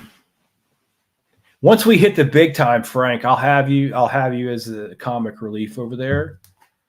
We just need about, I don't know, how many followers do we need? 1 million?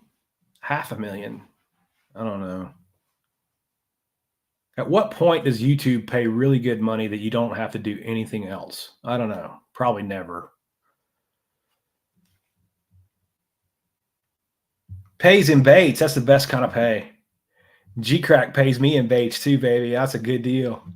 Love those guys. Shout out G-Crack. Yeah, I'll help anyone, man. Like any of you guys that have helped me out.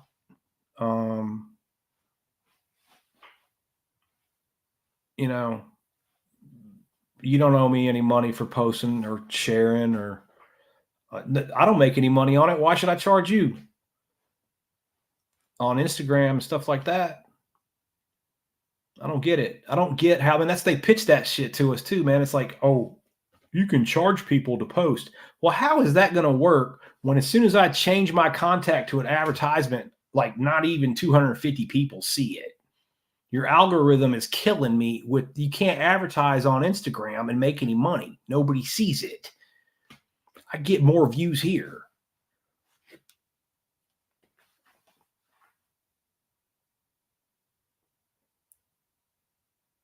Oh, really?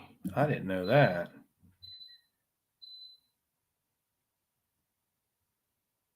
Wow, they're up there?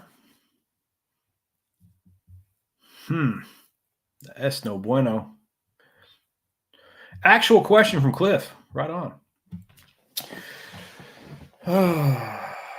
Do you have any sense as to the mortality impact of keeping barbs on hooks versus pinching them down when it comes to bass fishing?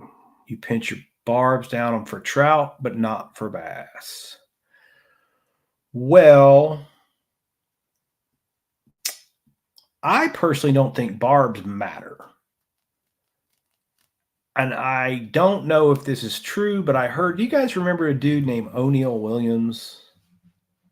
He's retired now. He's in his 80s, but he used to have a fishing show out of Atlanta on WSB.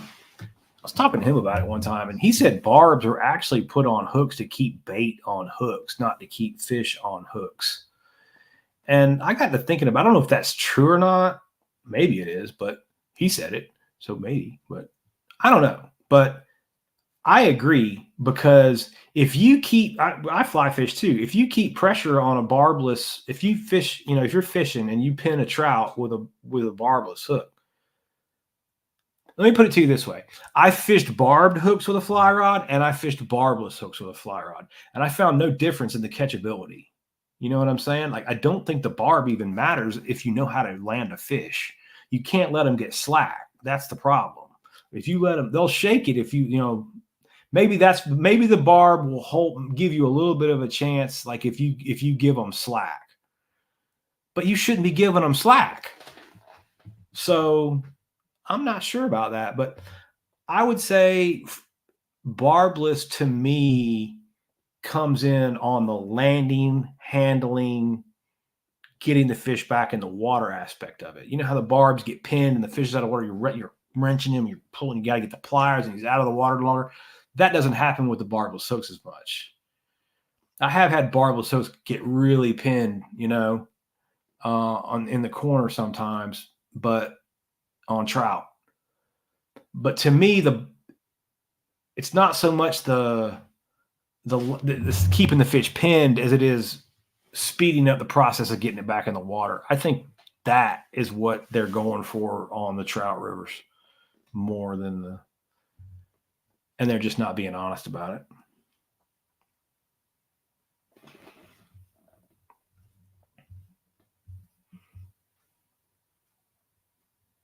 Yeah, that's a good point, Ram. If they're running right at you, a bar will probably keep them pinned too.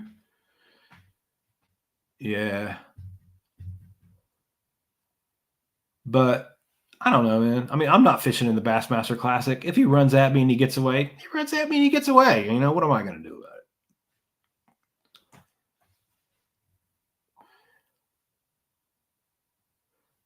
Yeah, that's what I think too, Cliff. Just keep him. Don't give him any slack. Be a good fisherman. Oh, got one coming in from Frank.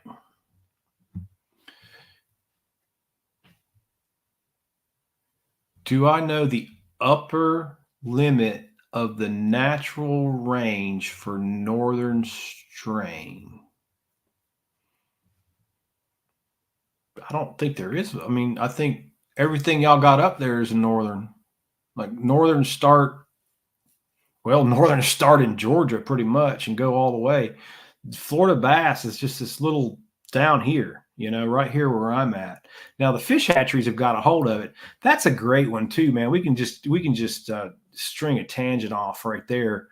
Another big misconception that I've noticed over the last 30 years of these magazines, these dudes who read these outdoor magazines, but back when outdoor magazines were popular, but now it's just changed to online articles, right? But there's so much misinformation in there, right? Those guys can't tell the difference between marketing and science. And if it's in an outdoor magazine, it's marketing, right? And they're reading these outdoor magazines like they're scientific research, and it's not. It's sales. Like usually those I've been in outdoor magazines before. Like those guys you can buy your way in. Like if you buy a full page ad in the magazine, you get an article, right? So if you're a fish hatchery buying an ad in a magazine, you get an article and they interview you and you get to tell people about all the fish they should buy, like Florida bass and how great they grow. The Florida bass in my pond are 2 pounds smaller than the northerns right now. And I've done that more than once. As a matter of fact, any of you guys who've been following me, I called it, if you remember it. I said the Florida bass will be smaller, not bigger. And that's the probably 50th time I've seen that happen in Georgia. Why? I can't get anybody to listen. Why? Because the outdoor magazines wrote Florida bass.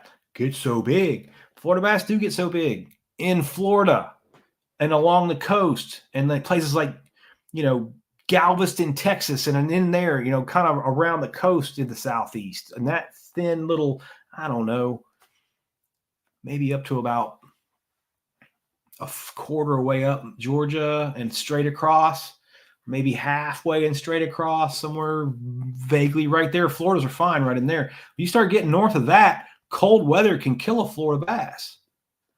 The only reason these guys haven't seen any Florida bass dying everywhere they're stocking them is because of global warming. It's not cold anymore.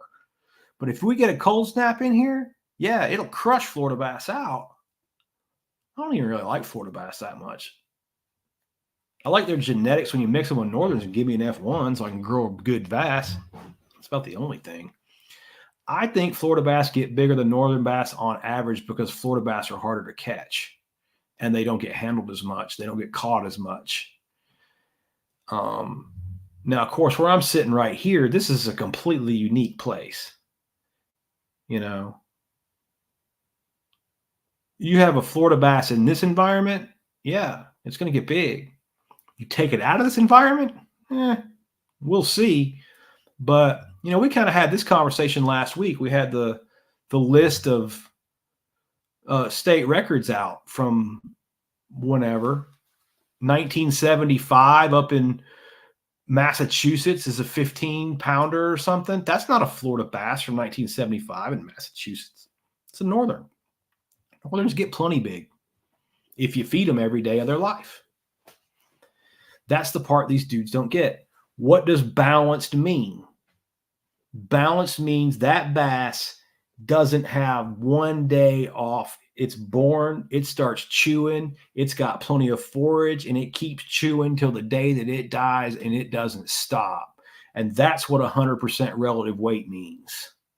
When you measure 100% relative weight or higher, you're dealing with a bass that's chewing. You're dealing with a bass that has at least has a chance to express its genetic potential. When you're dealing with bass under 100% relative weight, you might as well put them in a frying pan as far as I'm concerned. That's a useless fish to me. It ain't doing nothing. Got one coming in from Wham. Heard passing mentions of breeding smallies with large or spots. I wouldn't recommend doing it with spots. I think spots and smallies already do that, and they're called mean mouths, aren't they?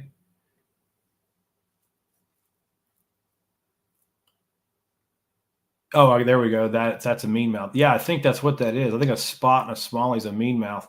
What you'll find with spotted bass is they outcompete and they can interbreed. So they'll do that, and then when you get a mean mouth that spawns another spot, you pretty much got pure spots. I've got a lot of experience with spotted bass being from North Georgia because we used to have smallmouth up there. We used to have some lakes like Lake Chattooga up there had smallies, and a couple of other highland reservoirs we had smallies. And the spotted bass, you know, guys, like I said at the beginning of this pod, the guys brought the spots over and stocked them and displaced the largemouth, displaced the smallmouth, and now those lakes are spotted bass fisheries. And the problem is they're stunted spotted bass fisheries. All the spotted bass in there are about a pound. They don't get big. You know, they're not. It's not fun fishing. You're just out there catching 1 pound spots all day.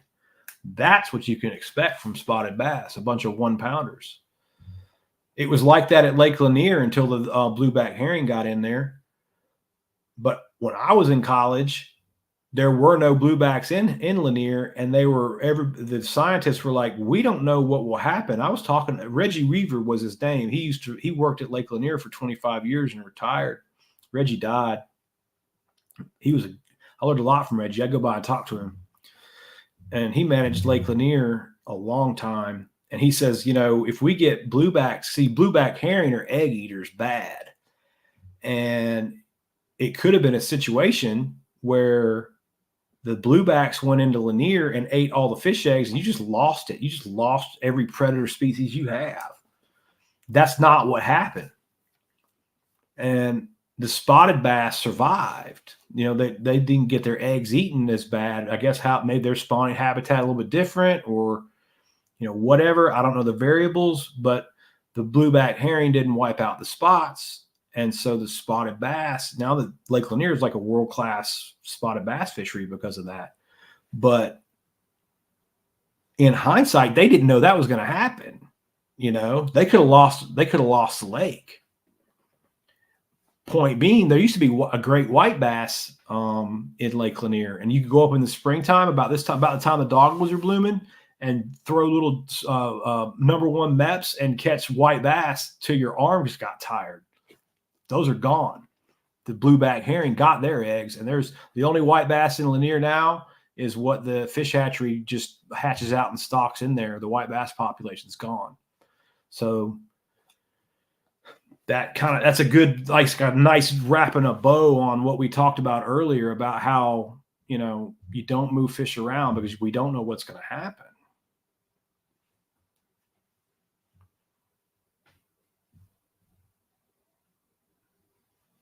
Yeah, I hear you, man.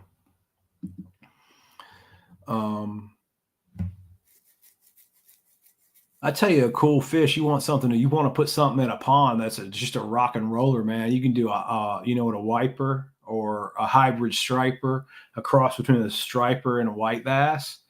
They take feed like the bluegill. I've put those in ponds the size of the one, 2.5, 3 acres. Put about 100 of them in there and put a feeder on it, keep them fed up. You've got 7-pound hybrids in about 2 years. And I'm talking about some gear wreckers, boy. The kids that go down to the dock and just catch 7 to 10-pound hybrids just on bare gold hooks. They just snatch a gold hook through there. They grab it and peel the drag and have a good time with the wipers.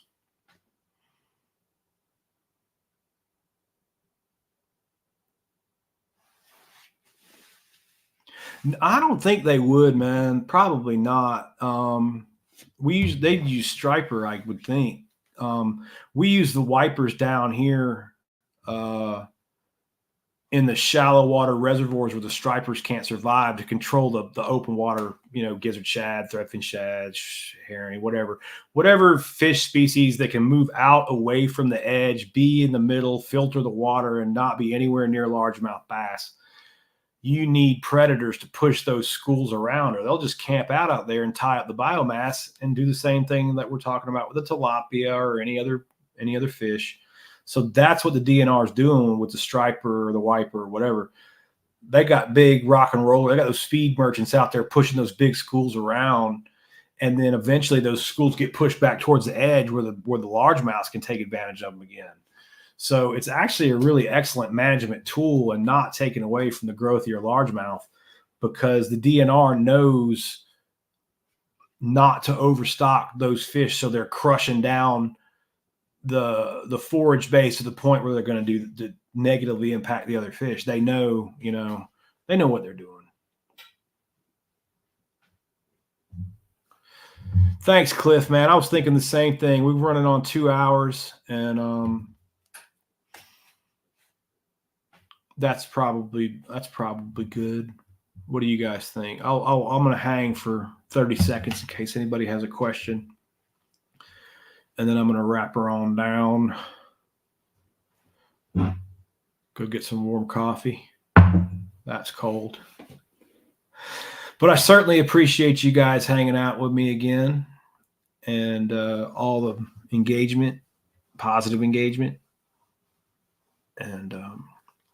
and help with the page and the sharing of the page and everything that's going on is really good and positive. And we're going to keep it on that note,